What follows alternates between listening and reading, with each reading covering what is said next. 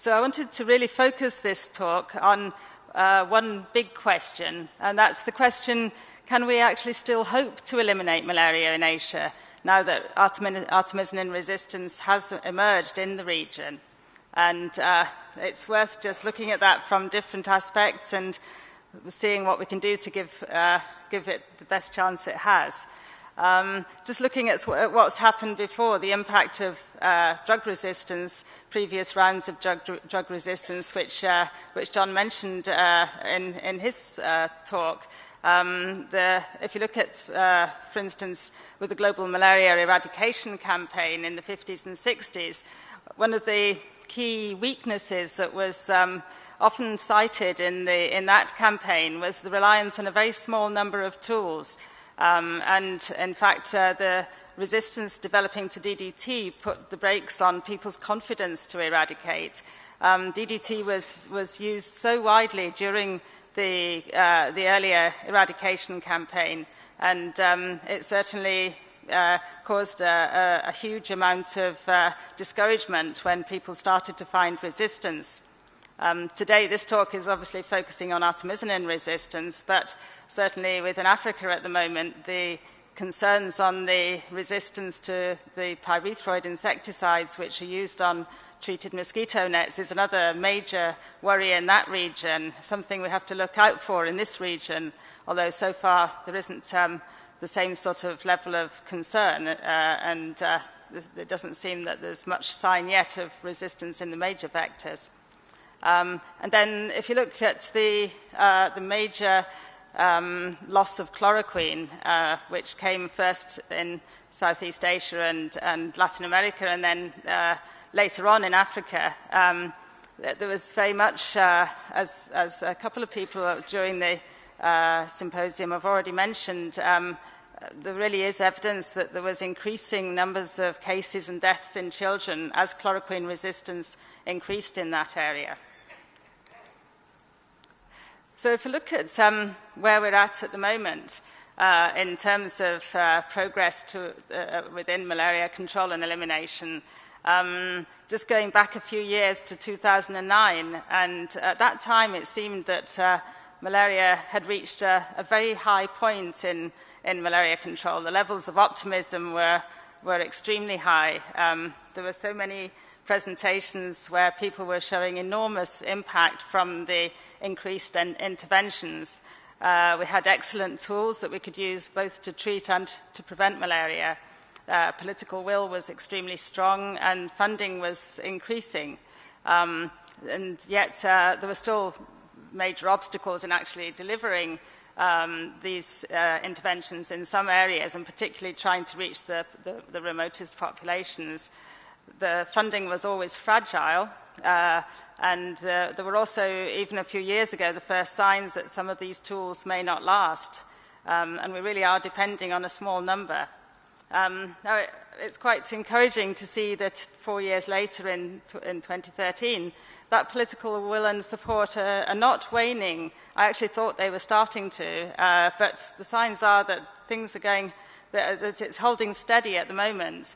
And the calls for elimination are becoming louder, which is great. The overall funding, I think it steadied off a little bit after 2009 as a total, but certainly the most recent pledges, I think, for the Global Fund have been very encouraging, and so we still have an opportunity to do a lot while we can. So I think that sets a very good scene, but also in this region, in those years, the efforts to contain resistance have been accelerating, and the decline in falciparum incidence in all the countries of this region, there have been very dramatic declines in incidence. But at the same time, despite all this, resistance is increasing. Now, I know people come from different backgrounds, so I'm just going to say a very brief description of about the history of antimalarial drug resistance. It'll be a bit boring to some people in the audience, but judging by the posters, people come from working on a number of different diseases, so I thought it was worth it. obviously, it's very clear that it's a major bottleneck in controlling malaria. And the first reports of chloroquine resistance came out in the 1950s, chloroquine having been a very, very valuable, relatively simple, relatively cheap drug that had been used for some years, between 10 and 20 years at that point. And then Asia has had to fight resistance to every drug that's been used. As soon as a drug comes into use in this region, resistance eventually develops. And it's always been found first in the same area on the border of Thailand and Cambodia. And this led to moving to increasingly more difficult treatments, more costly, more complex. The 1980s was a time when the only treatment that really worked for falciparum malaria for an adult was 84 tablets. And since one of those drugs was quinine, which gives terrible side effects after 2 or 3 days, it's very unlikely that anyone ever actually finished a treatment. And yet now there is a spectre that we might actually be going back to that very same combination, or at least a relative of it, with quinine and doxycycline, as those drugs actually do still work. So then Africa followed Asia, and that's obviously one of the things that's driving a lot of our greatest concern for what happens here being transferred to an area where the burden of malaria is so much higher. But luckily at that time, we did find rescue in the form of artemisinin combination therapies, and that has been part of a major upsurge in improvements in malaria control. Just for those who are less familiar with this area, this is just briefly to show that foci of artemisinin resistance have now been reported in 4 countries in the Greater Mekong sub-region. And they're, as you see, scattered predominantly around the borders of these countries. So this is just to show the areas which have been classified as Tier 1. These are areas with credible evidence of resistance, the dark brown areas. And this was the situation up to, which was reported up till last year. Earlier this year, some of this has been updated, and you can see there are there's an extension of the areas that are classified as Tier 1. The 2 areas that have now entered Tier 1, one is in northern Cambodia, and there's also an extension in the area of Myanmar on the Thai border. So then the question is, how do you get rid of resistance? The overall strategy, as people have been saying earlier this morning and today, is eliminating falciparum malaria. Now, some people have talked about broader elimination of malaria, but clearly for resistance, the primary element is the elimination of falciparum. Another aspect which is often talked about is removing selection pressure for development of resistance. However, the only thing you can really do in order to remove that selection pressure is not to treat patients, or at least not to treat them with the drugs where resistance has developed.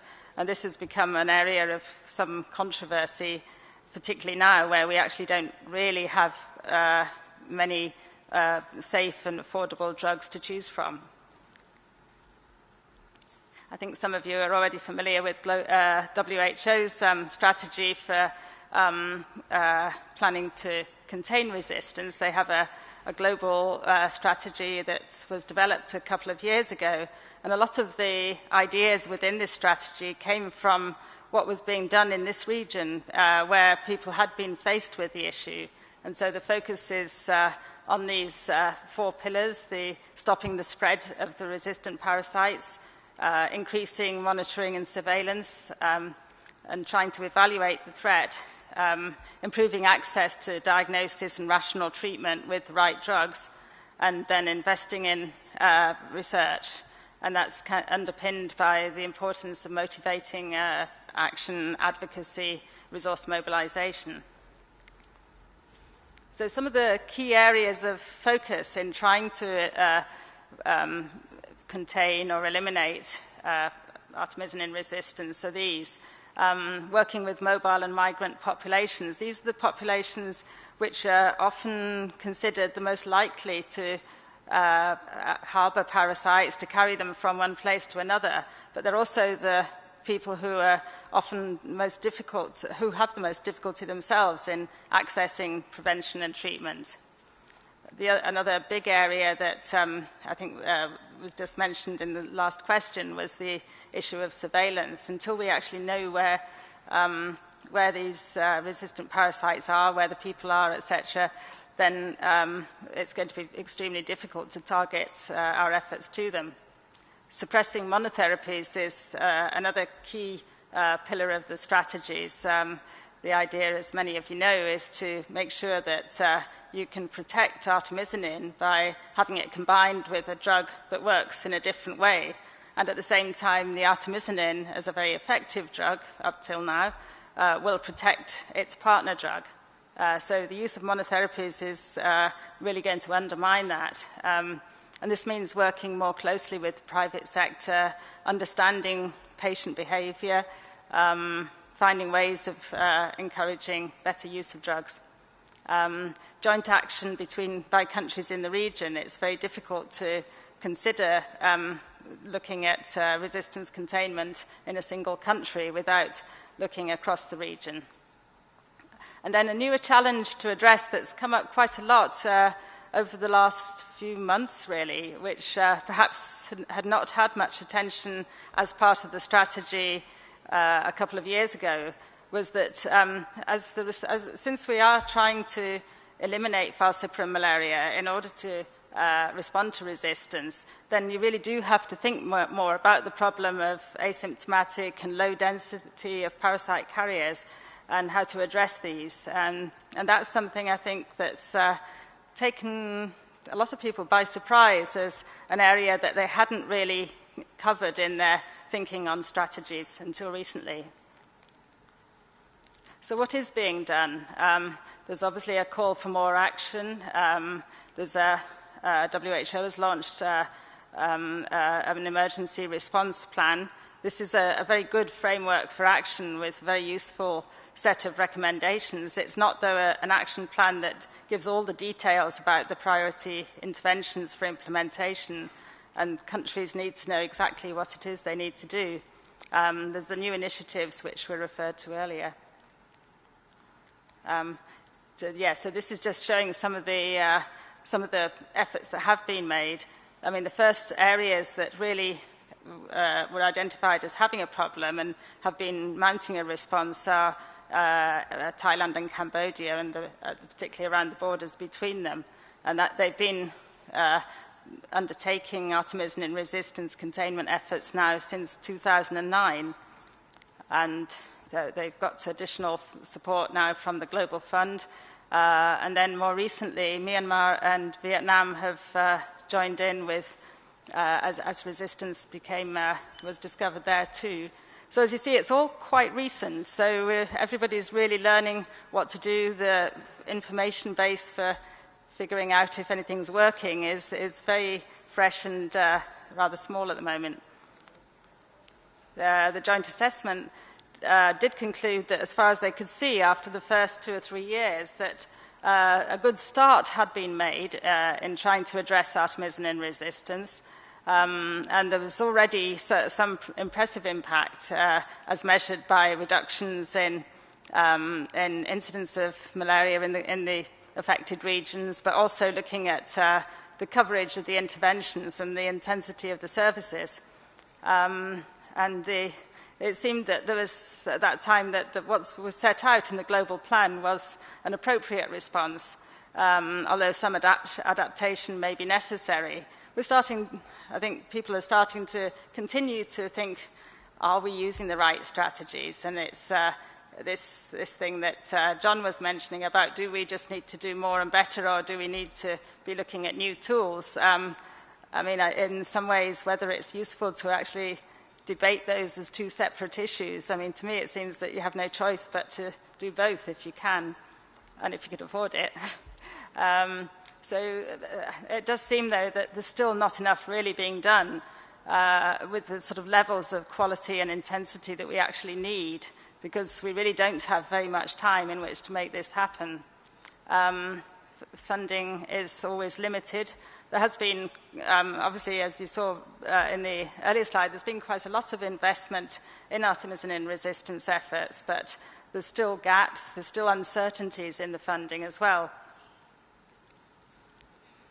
So, so we really have had quite a lot going on, but there are some major new issues coming up. DHA piperacin, which is one of the drugs that's relatively new and everyone thought would have a long and healthy future, is starting to show signs of failing in parts of Cambodia, and quite rapid deterioration as well, even in areas that have very low transmission, which people find quite difficult to understand how it could happen quite so rapidly. There's also warning signs of treatment failure, even to atovaquone proguanil, which is a drug that's been had very limited deployment in the region.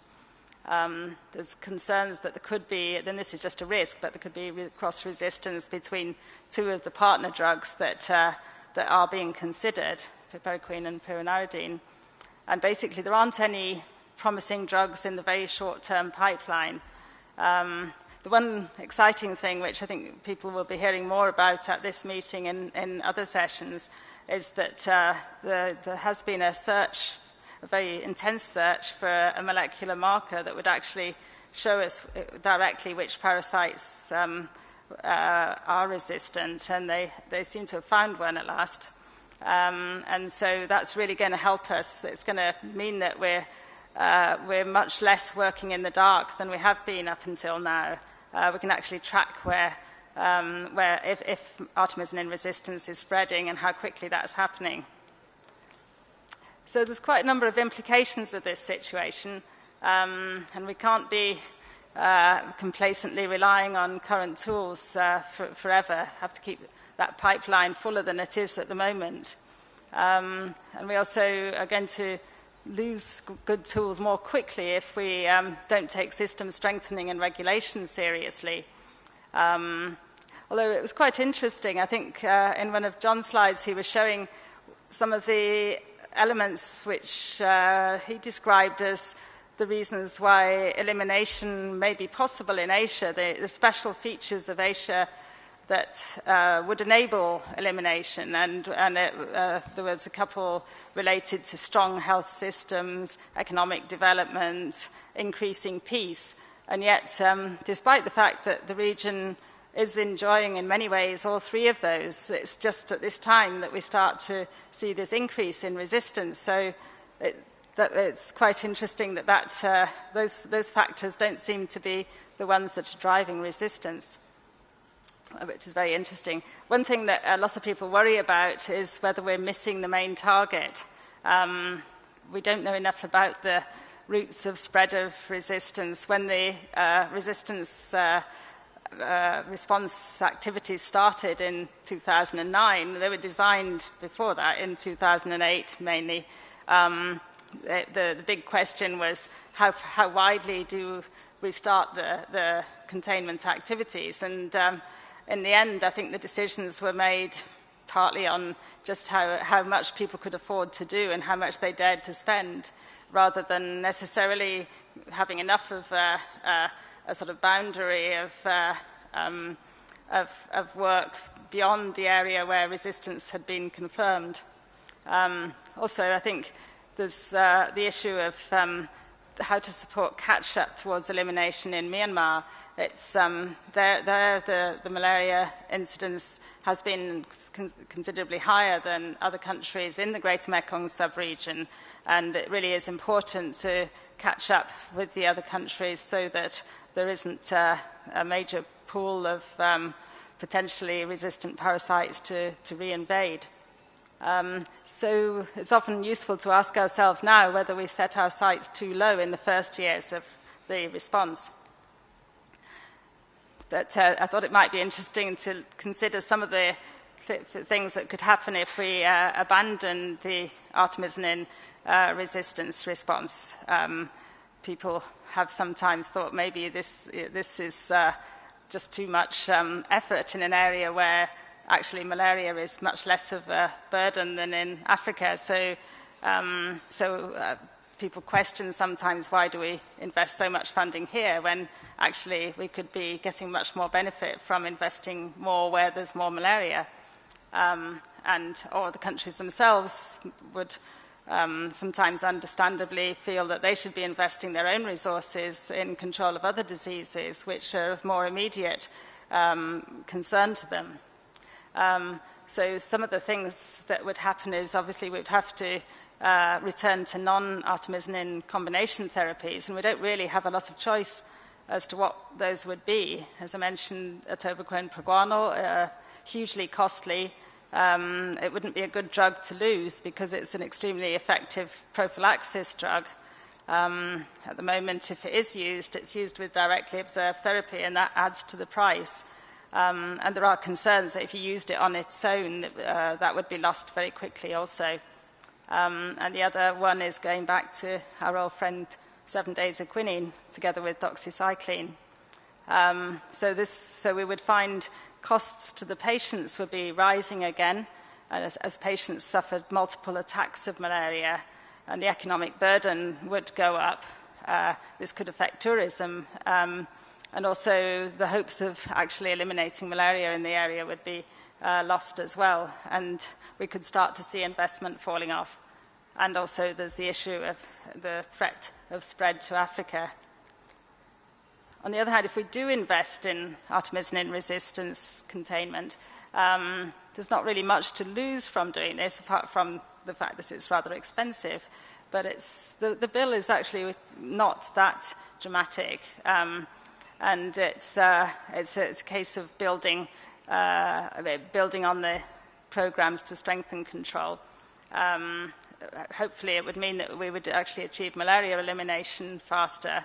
And during the time when affordable control tools remain effective, if elimination is drawn out over an extremely long period, it means that we'd have to go through quite a few rounds of different tools as we lose one by one.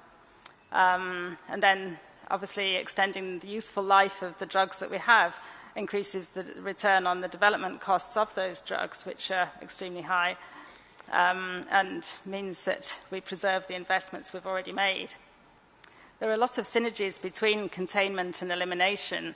Containment efforts have led to an intensification of malaria control. They've led to strengthening systems, especially, I would say, the surveillance systems and also some of the supply systems. They've increased the focus on quality, and they've field-tested a lot of very innovative systems. So the way forward is really that there's nothing more to do than to accelerate elimination before drugs fail further. And accelerating elimination involves a whole menu of different specific elimination strategies. I'm not going to go through all of these, but there are very well set out strategies for elimination, and these really offer a lot of prospect of making a rational program. So just looking at trying to connect the resistance response to the malaria elimination and how one can enhance the other. Both the goals both need extraordinary efforts to control malaria, even in areas where it's less common. So they both have to deal with the unclear link between resource allocation and disease burden, which makes national priority setting quite challenging.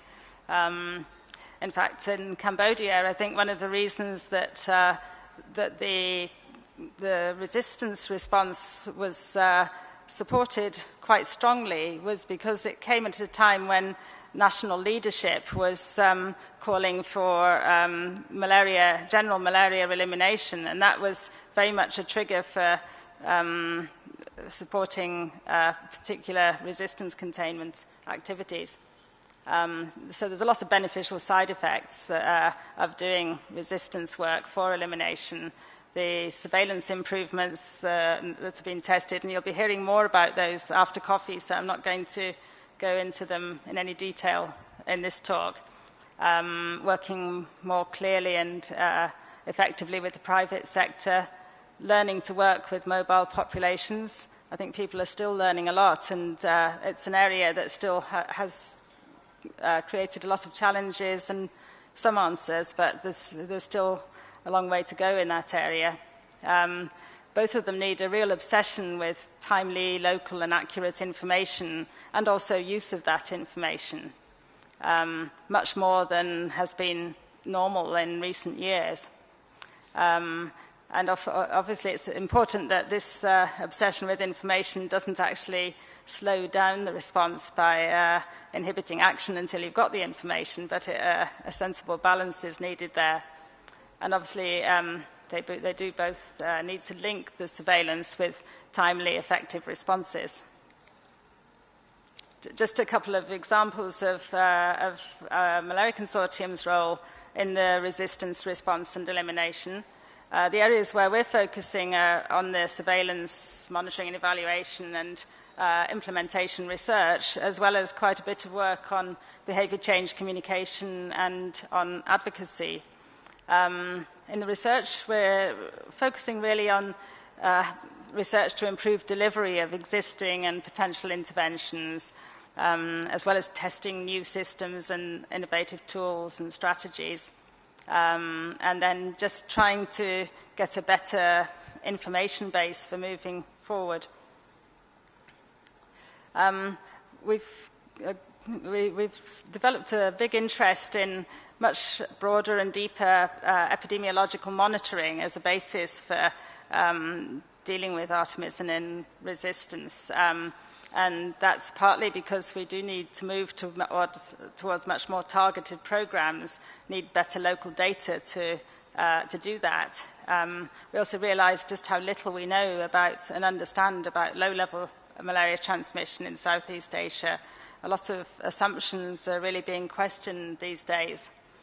Also, for testing interventions, it's actually getting more and more difficult to actually set up big trials because of the low levels of disease to actually measure the impact.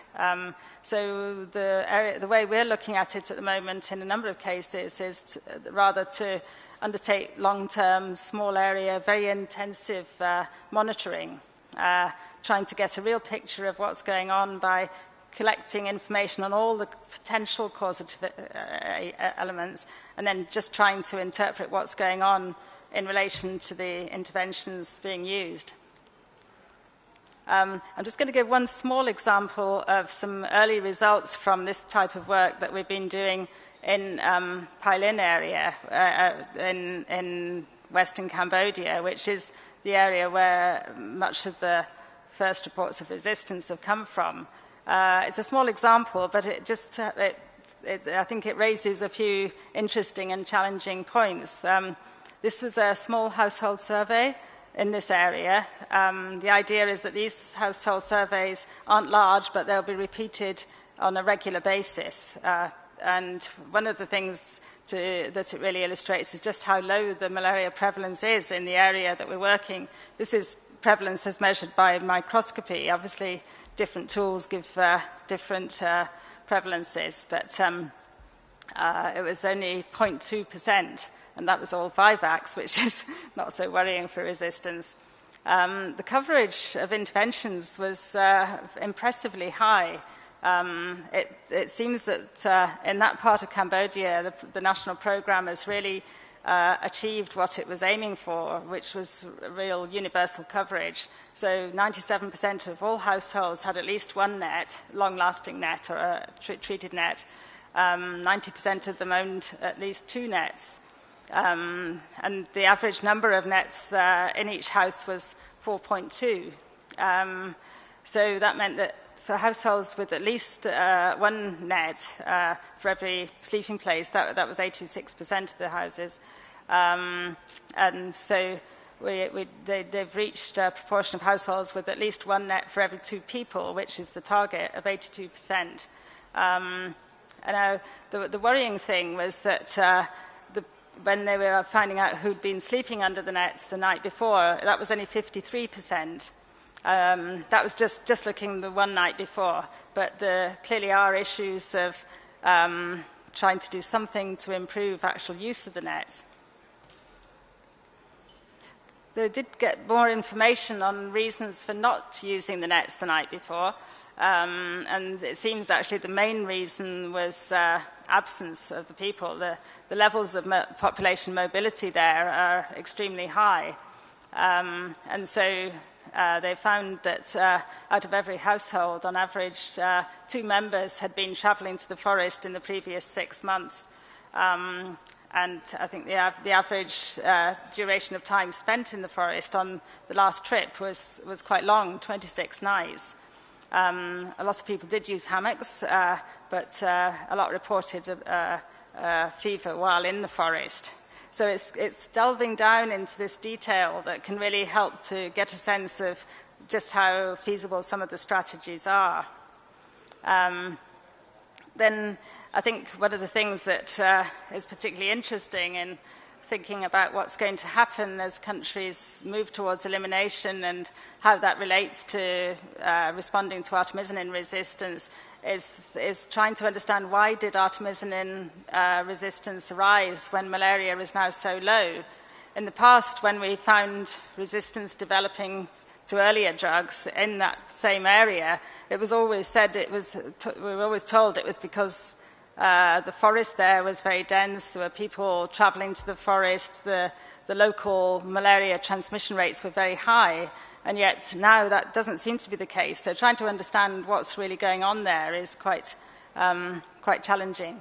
Also, what does this mean for other regions that are moving towards elimination? Are we going to find out that artemisinin resistance is revealed as malaria transmission goes down? And how does it affect our timelines for elimination? We may have, it's always important for an elimination program to be time limited and planned in that way, but are we going to have to shift and accelerate those timelines?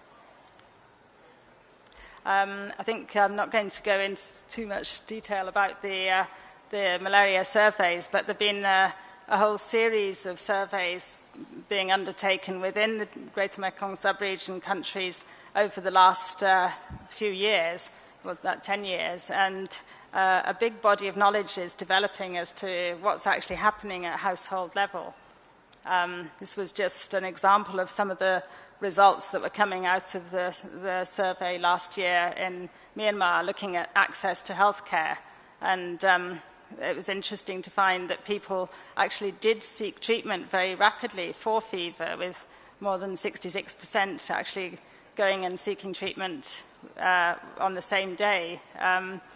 It also showed that in the bottom right-hand part of this, that a lot of the drugs that people were taking were actually not antimalarials at all. Some were taking artemisinin monotherapies, that's the ART mono, but then only 2.4%, should be 0, but it was quite low. But then a large proportion of people were not taking antimalarials for fever.